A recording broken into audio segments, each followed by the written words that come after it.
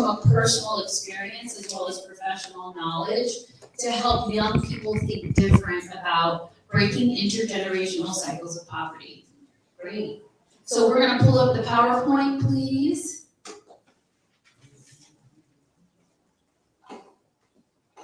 Wonderful, great. And all of our contact information is here. If we could go to the next slide. Okay, so as I mentioned, today is going to be an interactive workshop. We're going to get up, we're going to brainstorm, we're going to ideate and think about ways to break the intergenerational cycle of poverty. We move on to the next slide. And for those of you who are online, we highly encourage you to not only take notes, but as we do these different activities, you can drop your comments in the chat and also share with us your big dreams and ideas. So to get us started, I thought it would be really important for us to understand poverty. So the first thing we want to share is absolute poverty, which is not having essentials like food, shelter, and health care. So when we think of poverty, oftentimes this is what comes to mind. And the global poverty line is $2.15 per day, and that was quoted by the World Bank. Relative poverty then is when income is lower than set compared to most. So for instance, in the United States, we actually have a federal poverty line. Some countries actually have a set poverty line so that they can understand from a data perspective those who are living in poverty. But what happens in really wealthy countries, people living in poverty often feel isolated in their homes, in their neighborhoods, and in their communities because many of them can only afford to live in certain neighborhoods. Then there's multi-dimensional poverty, and I'm so happy to be here today because the panel just before us talked about the multi-dimensional approach as humans. We're not single-issue people, we're multi-dimensional humans. And so when we look at poverty, it's important for us to look at health, education, access to quality living conditions, and according to the UNDP, 1.1 billion people face this kind of poverty. Move on to the next slide. Wonderful. So the root causes of poverty, and again, many of you know this, but this is just a friendly reminder to get our minds prepared for this ideation session. So systemic inequalities, again, that last panel talked about this, that in our various countries and our various countries and cities, there's unequal access to opportunities. We also have conflict and instability. So 70% of extreme poverty occurs in conflict area countries. And climate change. 132 million more people are going to be pushed into poverty by 2030 because of climate change. And last but not least, the lack of education. Each school year increases the income rate of an individual by 10%. For every school year that's completed, they increase their income by 10%. So as I mentioned, all of us here on the panel today are all first generation college graduates. And so through our bachelor's and then ultimately we all have master's degrees, we've been not only able to break that intergenerational cycle of poverty, but we're hitting income levels that our grandparents and parents have never been exposed to. Let's go to the next slide, please. All right, so many of you know that no poverty is one of the #1 priorities for the United Nations. So we actually want to show a short video to share about the United Nations perspective on reducing poverty.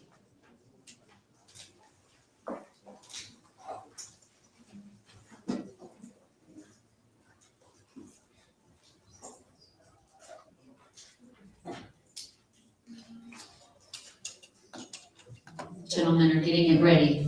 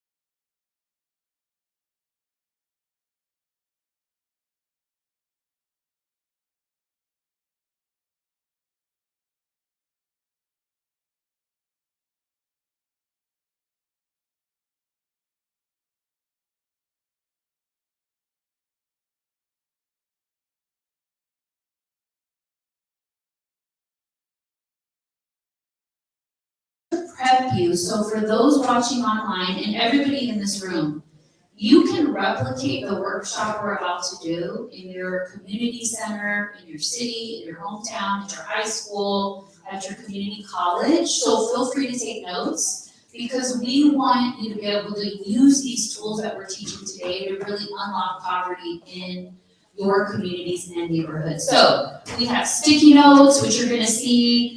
We're gonna have you guys get up here pretty soon. We have our white paper all around the room. You can see struggle wall, breakthrough wall, and then we have our markers and wall space. So we're gonna get up in just a few moments, so get ready. This is an interactive workshop. No more sitting down and just listening to us talk. We wanna hear from you about your ideas. So let's check one more time if the video is ready. If not, we can move on into the workshop. Great. Okay, one more second. Panelists, facilitators, anything that I missed that you'd like to share with the group?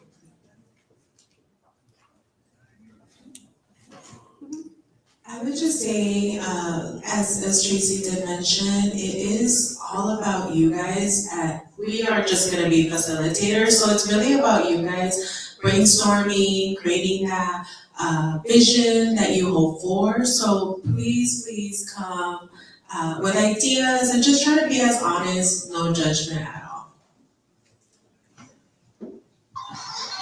I think just to highlight what was said here was really take this opportunity to express your voice. If I was a kid in middle school and high school, I wish I had these type of opportunities. As Tracy was mentioning, I grew up in poverty myself. I grew up in South LA, and I experienced many struggles, whether it's getting access to higher education, getting access to healthcare, having to wake up at 5 a.m. in the morning to go to school because my parents had to be at work at 7 a.m. So I would have to be at school early too with them. So really take this opportunity to be present, make your voice heard, because trust me, there's a lot of us that wish we had these opportunities when we were younger, but you all have that opportunity now, and take advantage of it, because it's going to really set you up for your future, not just in your career, but just your personal life too. So really take this moment to take it in. Beautiful. The video, are we ready? Right now. Okay. While he's getting it ready, Ali, would you share a little bit about your first generation college graduate, and you also worked in Peru for Peace Corps, and then you also did work with the AmeriCorps. Yeah, I would like to share, as Tracy shared, I am first generation Latina, daughter of two immigrant parents that came to the US. One of the things that I do specifically remember is my mother put us in after school programs, which in one way here in my elementary school was where you go when your parents work after a certain time because your mom and dad aren't home yet. So I remember going to a lot of that, and then when I went to college, I started to engage a lot in after school programs, being a mentor. I believe a lot in youth to adult mentorship and kind of adult to senior mentorship, that chain as we continue. Because when I graduated with my bachelor's, I had this dead set of becoming a nurse. That was like the path I was going to take. And a mentor of mine, through talking to a professor, she encouraged me to apply to the Peace Corps. And for those of you that are familiar with the Peace Corps, it's a 2-year international program where you work with community outreach, community engagement. I fell in love. I stayed there for 4 years. COVID was the only reason I came back. And I still continue to do some of that work in civic engagement now back in my community, because I believe a lot in sharing your story. I'm not a Latino, but I am a Latina. I'm a firstborn here. There's different identities that each one of you represent, and there's someone out there that wants to hear a voice that only you can give. So that's my part. Ooh, thank you. Woo, round of applause. All right, one more check on the video. If not, we're gonna move right on. Are we ready?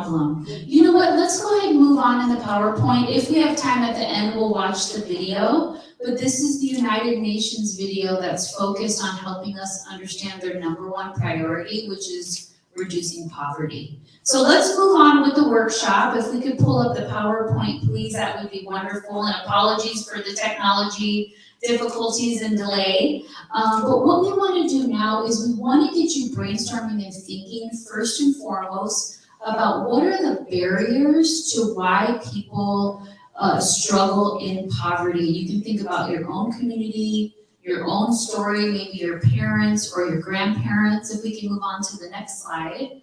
Great. So what are the biggest barriers to creating generational wealth in your community? We're going to actually have you come up here in just a minute. Everybody's going to get a couple of these yellow sticky notes. And what we want you to do is write one idea per sticky note. What are the barriers to generational wealth in your community?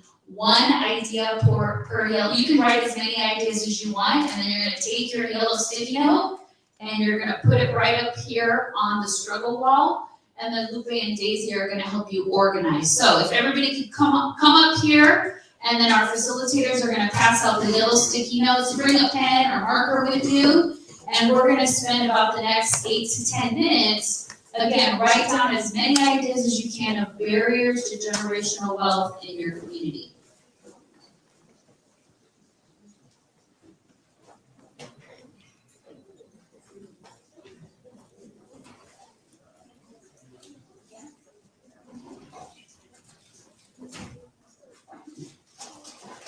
And if you're online, you can drop comments in the chat.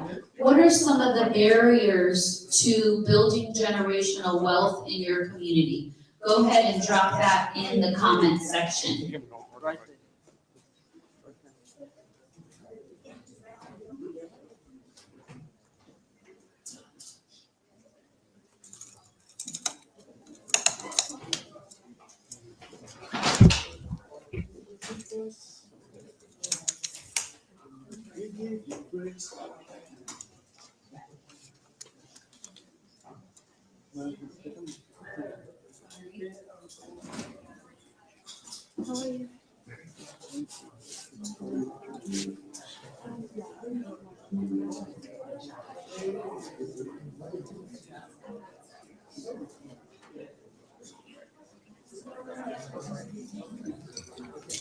Okay, we have our Ale.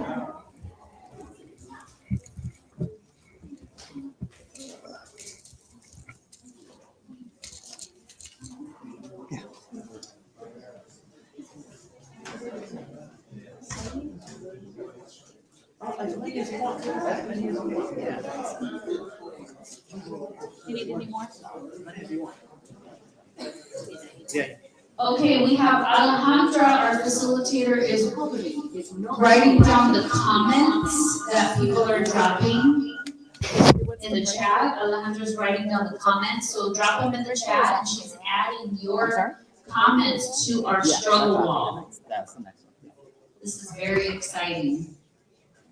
Again, you can write down as many as you like.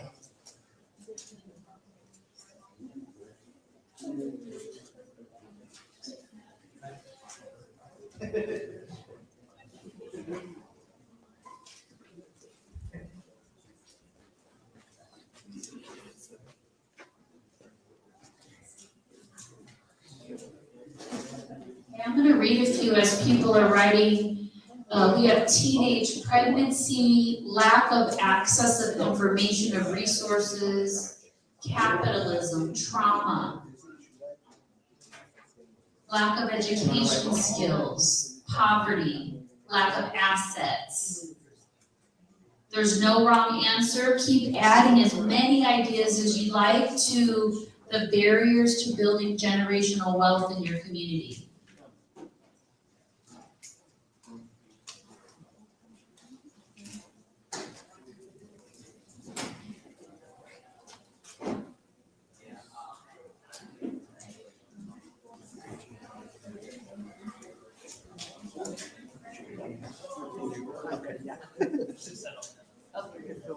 Yeah. That's for sure.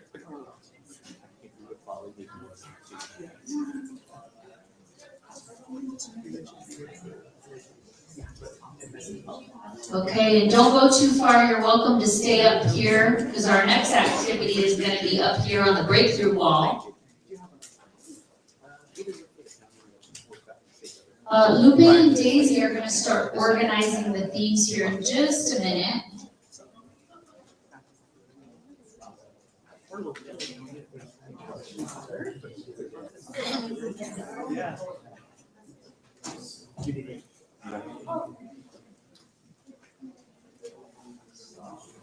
And you can keep your pens and markers, because we're gonna do the second activity in just a moment.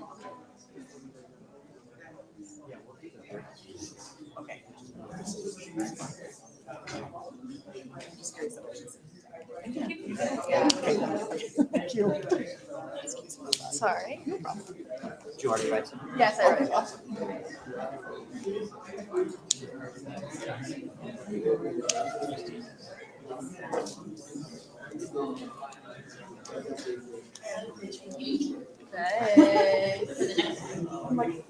Okay, wonderful. As you're wrapping up the struggle wall, thank you, and keep adding, actually, even as we move into the next step of this activity, if you think of other barriers, use that yellow sticky note and just keep adding them. In just a minute, Lupe and Daisy are gonna start organizing them into themes, so we can look at some of the trends and the barriers to building generational wealth. Again, people online, you can replicate this activity in your community center, at your school, or out in your neighborhood. Wonderful. So let's move on to the second step of this activity. Let's move on to the next slide. And I know we have our friends and family over here wrapping up a few comments. Now we're going to do the breakthrough brainstorm. And this is where the brainstorming, the ideation comes in.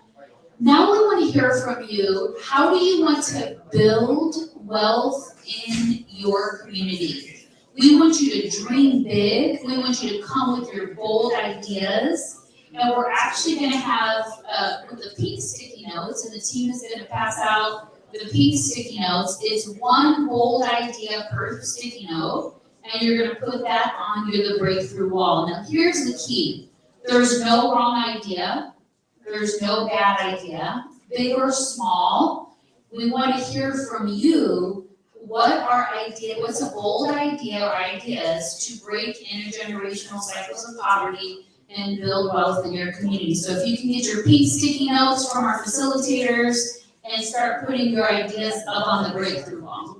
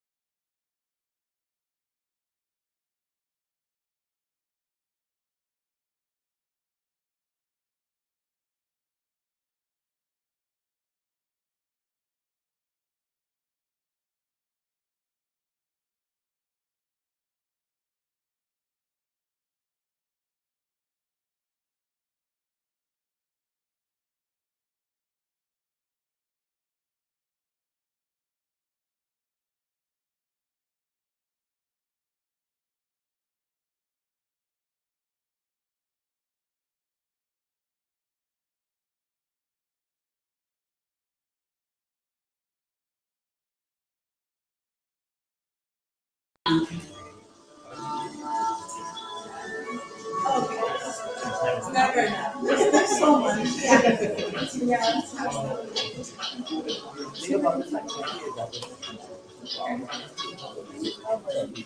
Free education, free skills, more school, more health, care facilities, clean drinking water. Stop placing blame on impoverished folks. Diversified investment, financial literacy, foster wealth, building your mindset. Here's some of our online. Motivate people to go to school. Capacity building, public awareness, improve education, free childcare, food security, financial education programs, trauma-informed practice. So Daisy and Ale, if you could start grouping them into themes, that would be wonderful.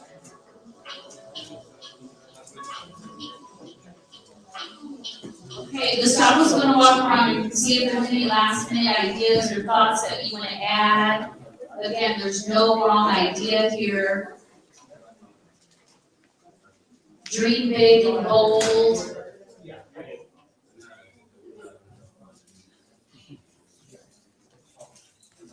Well, again, if you're online, keep dropping your ideas in the comments and we'll make sure that those get added to the breakthrough wall.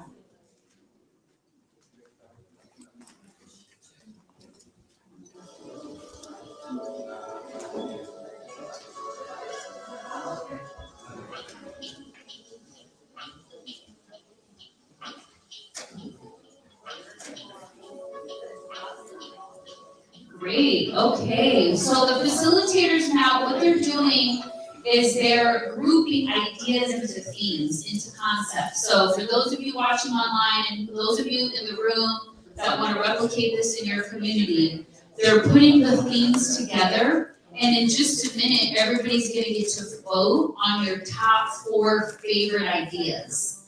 Okay, you're gonna pick your top 4, so if we had endless money and there was 4 projects we could fund in your community, you're gonna get to vote on those top 4, and then we're gonna start working through how to build out those solutions. So the idea here is that you're gonna walk away today with tangible next steps, so that if you wanna implement one of these 4 ideas in your community, you can. We're gonna encourage you to take pictures of the struggle wall, the breakthrough wall, the ideas and co-creation concepts that you're about to develop.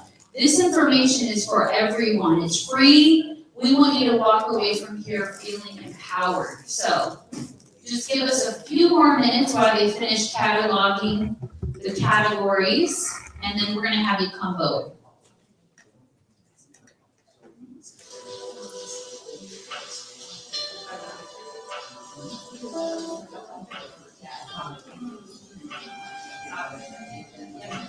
So they're picking the themes. Okay, so now the next part of this activity is you get 4 votes. So get your Sharpie, your marker, your pen, and you get 4 votes. You're gonna put a little star that shows that that's your vote. Now listen, here's the great thing. If there's one idea that you love, you can give it 4 votes.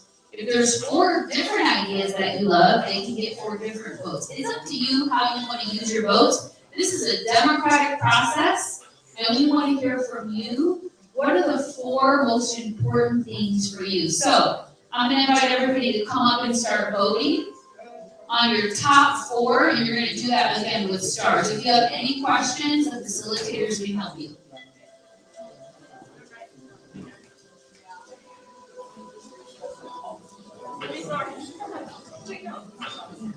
Wait, okay. All right, here come the voters.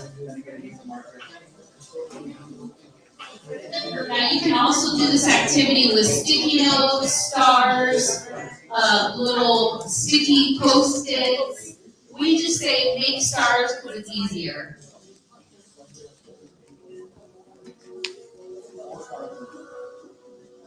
So 4 stars for your vote.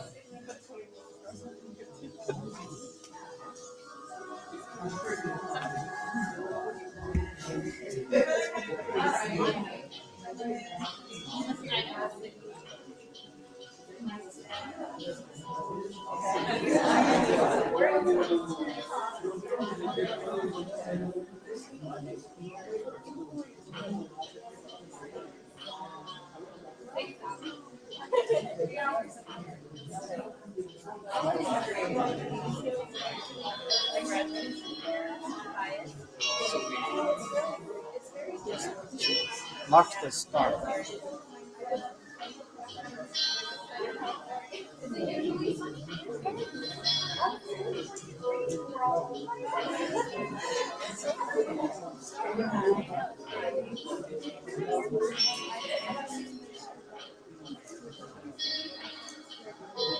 Once you're done, make sure to give your marks. Yeah, you're saying you can draw a star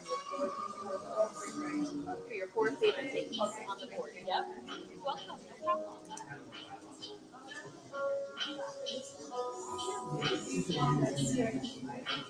I will card.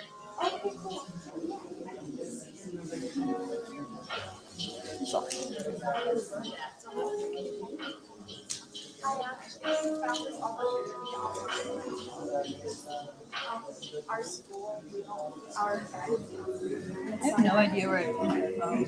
so it's kind of just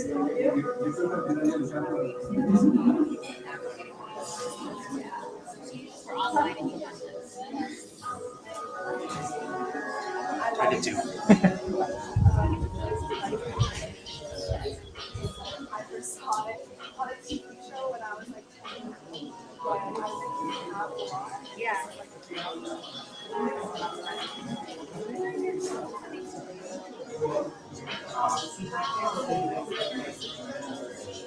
Unfortunately, I'm the only child, so it just kind of messed a lot of things.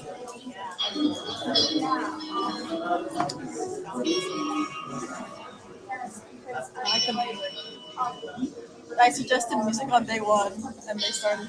Yeah, it's just so much better. You got it? Did you find it? Okay. I didn't tell the white part. But we tried.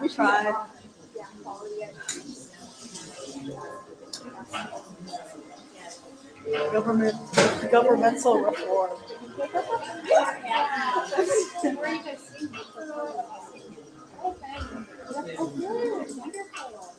Are in LA? Oh, cool. Where?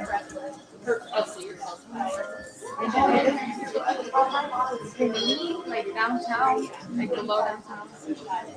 So it's Like like south? south of downtown.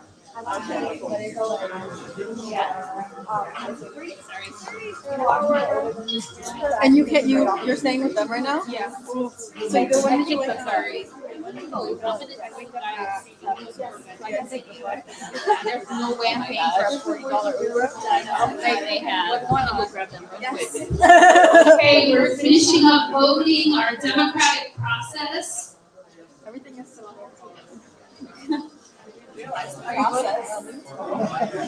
I mean, for school. Yeah. We're not from here. But neither of us are like You're from Turkey. Where do you live, like the Bay Area, like San Francisco? Yeah. Oh, I went to high school in San Francisco. oh, yeah. Originally, I'm from Turkey. Oh, yeah. I'm from here, Colorado.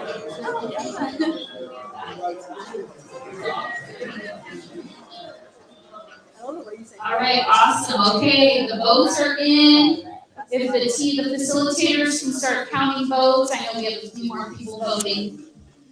This is so exciting. So, from your votes, we're gonna take the top 4, and the facilitators are gonna break you out into 4 groups to actually start building the solutions to 4 of your breakthrough ideas. So this is where it gets really fun. So we kind of got your brain moving. What are the struggles and barriers? What are the big bold ideas? Now we're gonna start answering the questions. So while they tally up the votes, we have a few more voters.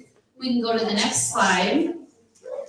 All right, so as they tally up the votes, we're gonna break you up into 4 groups all around the room. And in small groups, you're gonna start to work through these bold solutions. So you're gonna ask questions such as, who would benefit from this idea or the solution? What resources are needed to build this solution? How might it be funded? And what's our first step? So that first panel I felt like that was a great conversation to get us thinking about how do we empower youth in our community? How do we come alongside them to build a team of people solving these problems? And we have the young woman from Honduras who asked that amazing question, how do I get people to support my idea? This is the way that you do it, is you get people from all over your community to brainstorm with you on how to build. So we're gonna ask these questions, and then here's the coolest thing about it, is you can also draw an infographic, a motto, a picture, an explanation of what your bold solution is gonna do. So team, are we ready with our 4? Did we get our 4 votes? Okay, they're still counting. All right, they're still counting up the votes. We're almost ready. This is like the democratic process. It takes a while for the votes to get counted so we can figure out who's gonna be president, who's gonna be our elected official. Again, so as we pick the top 4, you get to choose what group you wanna go to, right? So you get to choose which group you're gonna join, and you're gonna work through these questions again. Who benefits from your idea? What resources are needed? How might it funded, and what is the next step? So we have group number 1 is education. We have group number 1 is education. Group number 2 is improved mental health facilities. Group number 3, trauma-informed practice. And then our final group, what's our capacity building for the community. So you get to choose which group you want to go to. Group number 1 is education. Group number 2 is improved mental health facilities. Group number 3 is trauma-informed practice. And group number 4 is capacity building. So go ahead and join one of the facilitators for those groups, and they'll walk you through the next steps for about the next 15 minutes.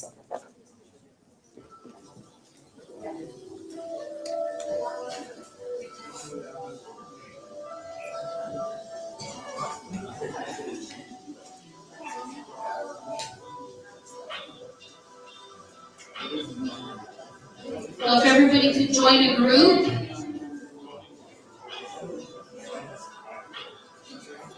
So we have education up front, mental health facilities in the back, trauma-informed practice, and capacity building. And at the end, we're going to do a report out to everybody on the solutions that you built.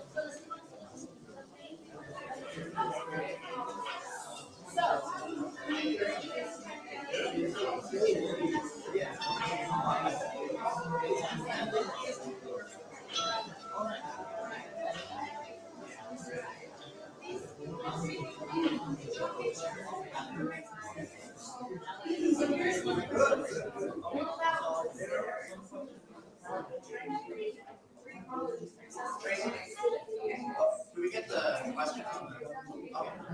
Thank you.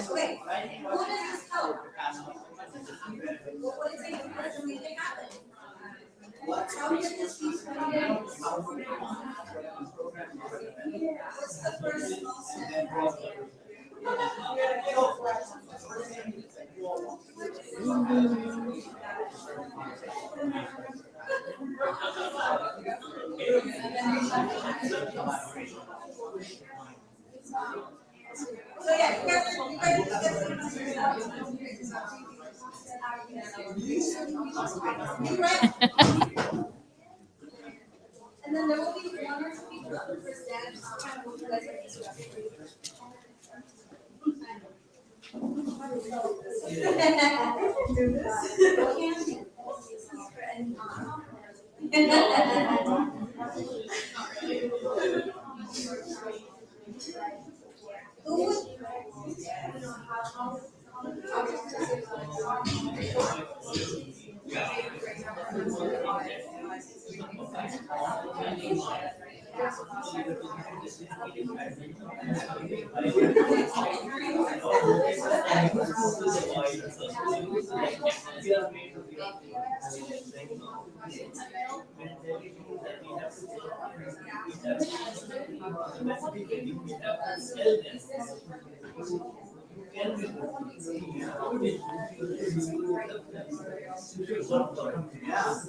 Anybody want to add on?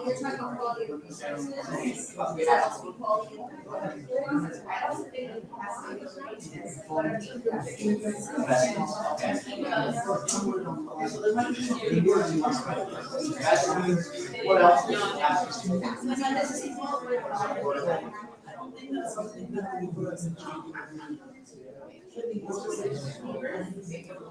Okay, so for the community, okay, so invest. Okay,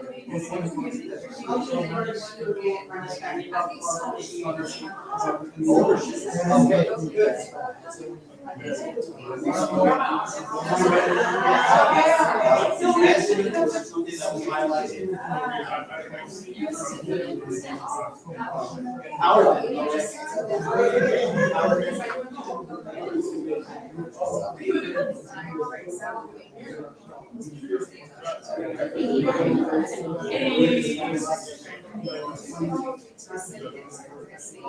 Good, okay, so here's the thing.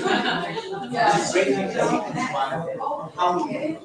What would you do to make sure that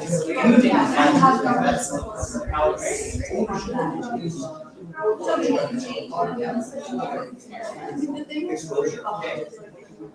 So like, how do you expose it? This is a very important part.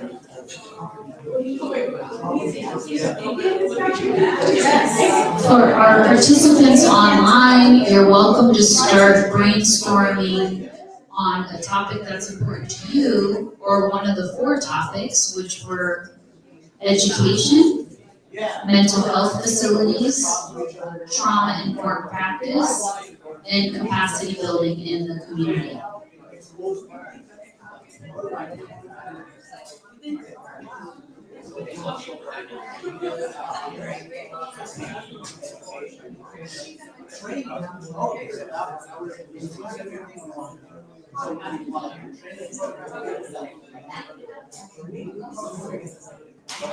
So if we want to do something.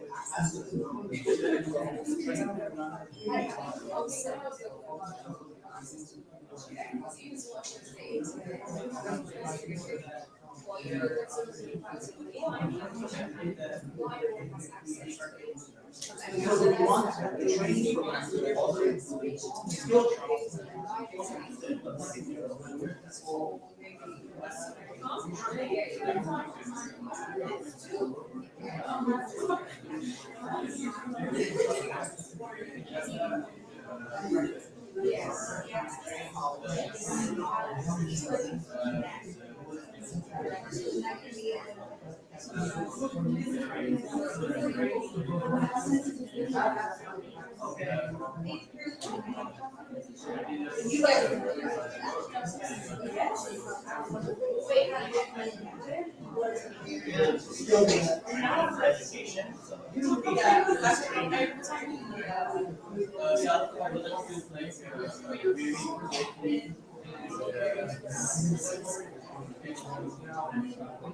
Yes, it's like diverse, right? So it's not just but everything you need to be right now.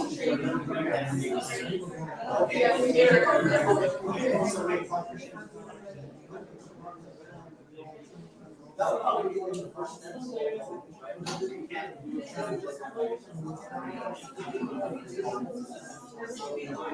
What else would you want?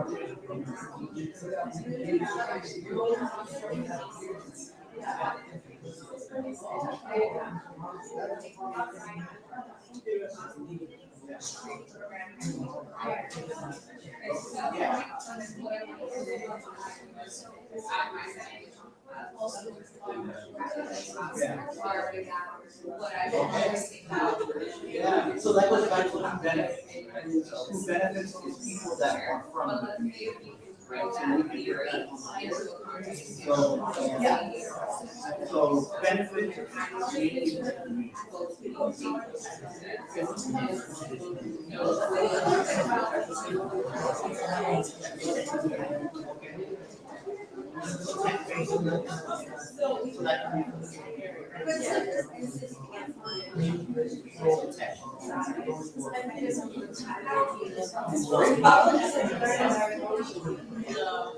Does anybody want to, before we move on, what are the foundation and what are Does anybody else think that?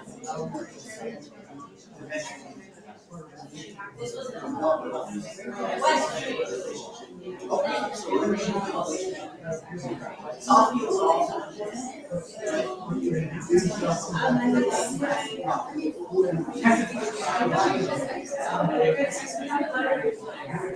Oh, yeah.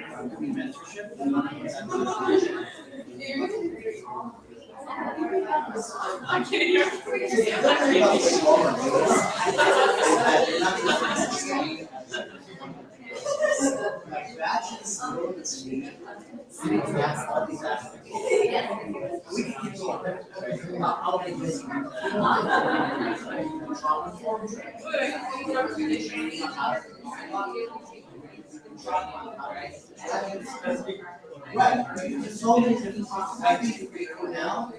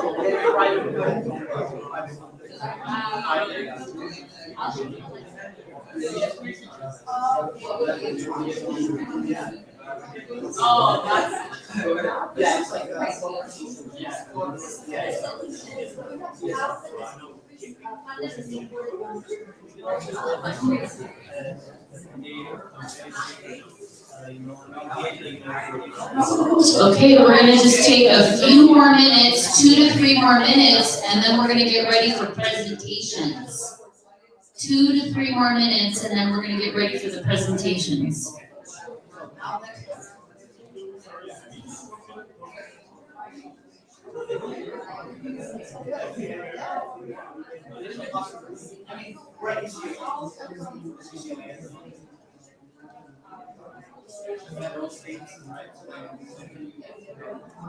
Okay, good. Rapid fire, we have 2 minutes. 2 of you are gonna present. What would be the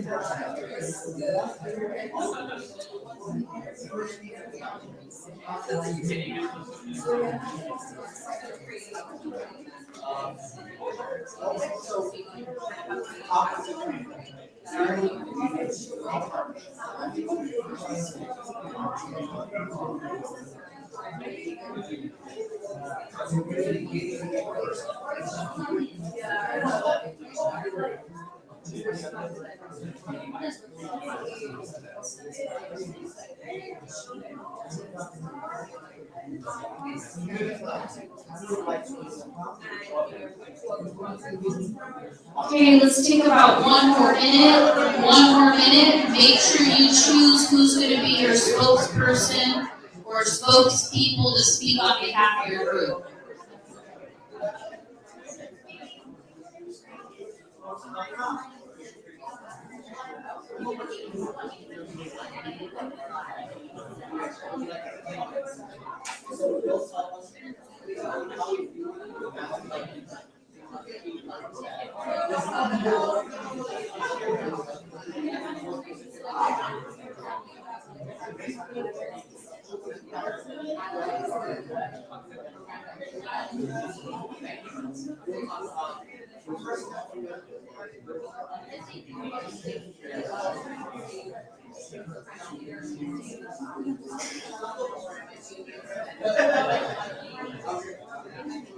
Okay, let's wrap up final comments.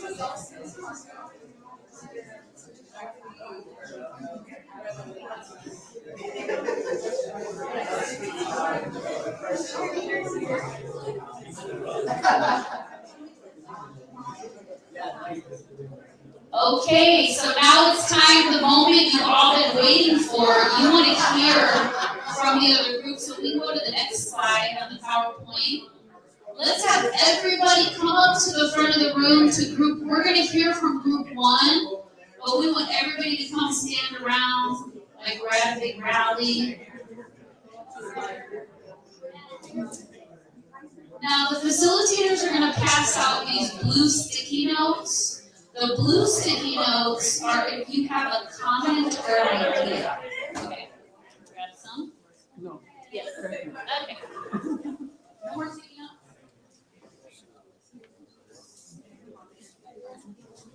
Okay, so this is the moment we've been waiting for. This is our pitch session and gallery walk. Everybody come up to the front here, group 1. So let's come up to the front. So the blue sticky notes are if you have an idea So these will be or for a comment. feedback So let me or give you an questions that you may example. have. Group 1 is going to present there to us. But while they're talking, you might have another idea that you want to build. Or maybe you have a comment about something you're doing related to their work. Use the blue sticky note to write down your idea. And at the end of your presentation, we're going to put our blue sticky notes up to show them some love, but also to give them more creativity to build on that idea. So we're going to do this for each group is going to share, and you can just drop your blue sticky notes as we move around the room. So group 1, Lupe, who do you have as your spokesperson? So if you can introduce yourselves, tell us where you're from, and tell us about your big, bold solution. Thank you. My name is Sherry Bright. Born in Cameroon, raised in the UK, now currently in the US. So mixture of cultures and background. So our big solution to, eradicating generational or breaking through, generational wealth, we spoke about education. And we in our team, discuss understanding that education is one of the greatest means to eliminate poverty. But even before we go into, the solutions, we even found problems while trying to bring this out because, depending on the country and society and culture, the problems differ. For example, education might be a problem in the US, but not somewhere else. So it was also just kind of like hard to bring that. But I'll just do a few, then I'll pass it on to the rest of my colleague. So I'll just put this here. Right, so we spoke about advocacy, awareness, something like this conference. A lot of people, yes, not. Anyway, I'm gonna use a local slang. In some countries, especially Nigeria, I've heard people say school na scam. In other words, you would go to school and after having a degree, there's nothing. So in other words, don't go to school. It's a waste. And why do the youth say it's a waste? Because even after receiving a certificate, it's a struggle to get a job. And most times what you've studied in school, it's not what you're doing. You go job search over job search over job search, and however, there's nothing for me. So more of those to say, I would say, I think it's like a notion of African youth, like there's no need to go to school. And I think it's also why I've understood that most African youths, and not just Africa, in other parts of the world, engage in like computer crimes, because it's like, what's the need of going to school and not having a job after that? I've wasted my time, wasted my money, so let's find a quicker way to do this. So creating awareness, showing that it's not just, because a lot of people think when you come to school, it's just learning the knowledge and all that, but education is more than that. There's a mental building it gives you, just sitting, interacting with people, you learn cultures, and for example, the fact that I, did primary high school in Cameroon, university in the UK, and even here at I've been able to like understand people's culture better and study, and it gives you an exposure, beyond your niche. Sometimes we think what we see is only one step, but when you take a first step further, so advocacy, awareness, and I think it's just from teaching young children from a very early stage that listen, education is important. It's not just learning how to read or write. There are other things you would learn, like networking. How do you engage in business, for example? And think just like programs like this. We've been taught how to tailor an idea, which sometimes you wouldn't be finding there. And then we spoke about geographical accessibility of, and the quality of education in most parts of the world. And like I earlier said, one of the struggles we realize is that depending on the location, the struggle differ. Of course, in America, a lot of people don't really have a problem with access to education. But in other parts of the world, like parts of Asia, Africa, sometimes to even find the roads to go to like some very remote villages, it's horrible. Like there's no access. Like I think a few weeks ago, I saw on the internet on Instagram where there was this young lady, very passionate about her community. She wanted to do something, and people were interested. They wanted to support, but the journey to go to that place was so far. And these are some of the challenges. So if we can get like geographical access, and we spoke, it's not just about education, we spoke about the quality. What's the quality? We want an updated curriculum, the resources, IT, for example, computers and all that. So I'm just gonna pass it over because we're out of time, but thank you. That was very well said. And also, the first thing that we got was free education, as free college, as like the post-it. But like I think that's a more like American-centric issue, because I think yes, we don't have like, I'm going to speak for like the U.S., but yes, we do have access to educate, like grade school education on the grand scheme of things, but I think higher education in this country is still a very prominent issue. And some things we discuss pertaining to that include like mentorship programs, like for people to navigate the system and learn how to access that education, as well as funding for these programs, including like lobbying to the government and like scholarship programs with different NGOs. And then another thing we talked about that I wanted to mention, my friend from Honduras mentioned that in the area there isn't local like she suggested that education be more localized to the area that it is in, for people to navigate their own area. Like for example, if you are in a more agricultural area, to get education for that, tailored to that area so that you can succeed where you are instead of it just being standardized no matter where the location. Thank you. My name is Ada, I'm a student here. I'm from California. Thank you, woohoo! Team one, awesome. So sticky notes, did you have an idea, do you have a comment, you wanna cheer them on? Write it on the blue sticky note and drop it on education. And now we're gonna move to the back, to the capacity building. So let's all walk to the back of the room. I told you we were gonna walk around and be active. And we'll be wrapping up this session in just a few minutes. Wait, it's like lunchtime already?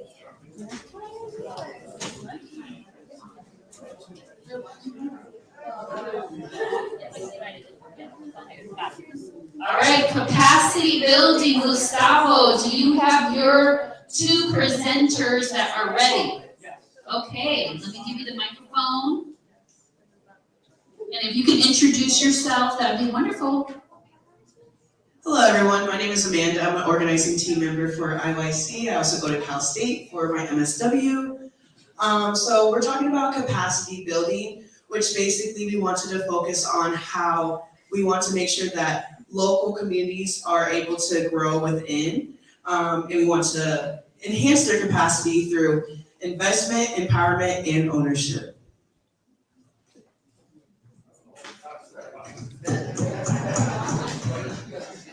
Hello, my name is Hussein Bojan. I'm from the Gambia studying in Switzerland. And I've got a little bit of what she said. Okay, we list some of the things that we want to, that will have an impact in capacity building. And the first one was training programs. So we want to stick with training programs. How will we make sure we use training programs to make sure capacity building is like, is ensured, so we come up with partnership. How will we get partnership? How will we get our community partnership? The first step is community engagement. Okay, these are rural areas, like very far distance from some places. So we are going to get the community together, maybe even small vendors, let them engage, they can sell something and maybe they donate back to the community. We will use to make awareness. We can organize something as this organization did, to make sure that the community is aware of what is happening. And how would we fund it? We have donation. We can come from anybody. We have local partnership. We can partner with local organizations, private schools, to make sure that, okay, you are a private school. We want to build a road here. Why don't you give something else? We want to build a story organization for your students. Why don't you do something else? We want to build a market. We want to build well. So they will also want to engage in where they are benefiting from. And we also have NGOs, we have public institutions and private institutions. I personally believe that we are not putting most pressures on private institutions in most rural areas because most of these private organizations are billionaires. I will take an example of a company, Shell. Most of its base is Nigeria. Nigeria has a lot of oil, but Shell's GDP last year was more than 15 African countries combined. While Nigeria is got riches, so there's a oil, so it doesn't make much sense. I believe when we put more pressure on Shell to make sure that, hey, you guys are being billionaires because of Nigeria. What are you guys doing for Nigeria? There was a Chinese company in my own country, the Gambia. They were mining something that I don't know the use of it. I should know it. It's my country. I should benefit from it. So I believe some of these things, when we put pressure on them, it will help build capacity building, and it can have a great impact in the world, and most of it in rural areas and developing countries for that world countries. Thank you very much. Thank you. Wonderful job, team. We're so proud of you. Listen, I am so sorry, but we are out of time. They gave me the time. So groups 2 and 3, we can talk to you during lunch. If you guys want to hang out with your group 2 and 3, they can present to you during the lunch break. I want to thank all of our facilitators. All of our contact information is on this last slide. Thank you, facilitators, great job. And we want to turn it over to our MC for the day. Thank you, this has been a wonderful experience. Oh, take pictures, share, stay connected with each other, and take this information back home. Thank you, and continue to have fun at the conference. Thank you so much, everyone, and thank you, facilitators, for such a wonderful workshop. I really enjoyed the interactive aspect, and it really brought a lot of issues and their solutions to light. Okay, if everyone can listen up just really quickly, I have a few announcements about lunch. Okay, so there is food at the Ackerman Student Union that is available for purchase. It is right over here. Please be back by 1 o'clock. The next panel starts at 1:30, but before that we have an activity that will begin at 1. So please be back here by then. Finally, if you're interested in being interviewed for our social media about your experiences and your insights, please head to the blue couches near the IYC background right outside, or find a team member and we can help you with that. Okay, thank you so much. We appreciate your participation, and we will see you back here at 1.